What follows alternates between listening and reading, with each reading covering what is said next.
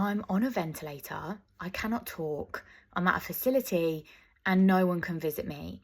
That was the last text message that Gretchen Anthony's family and friends received from her before she went missing. This was at the height of COVID-19, and Gretchen had said that she had tested positive, that she was being moved to a secure hospital off-site. And at the time, it seemed that people really did believe her. They had no reason not to. You know how it was in March 2020, everything felt really uncertain. No one knew what was going on. But here's the thing, Gretchen never had COVID.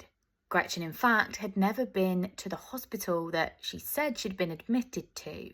What her friends and family could never have guessed, what they didn't know, was that hours before they received that text message, a neighbour of hers had heard a scream.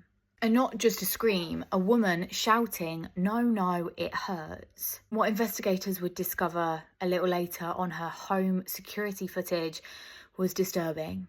A tall man, a desperate struggle, and a final plea to her Alexa saying, "Alexa, call 911. But her device wasn't set up to make that call, and so for days she was missing and no one even knew. It turned out that her estranged husband, David Anthony, had been the one to attack her. He had loaded her body into the trunk of his car and then driven out of that garage into the global crisis of this pandemic. He then texted her family and friends from her phone, hoping that it would buy him some time, but police had CCTV footage of him not only committing the attack, but also fleeing straight afterwards. David was sentenced to 38 years in prison, and that was for kidnapping and second-degree murder. Now, this was only second-degree murder because it was part of a plea deal. He was originally charged with first-degree murder.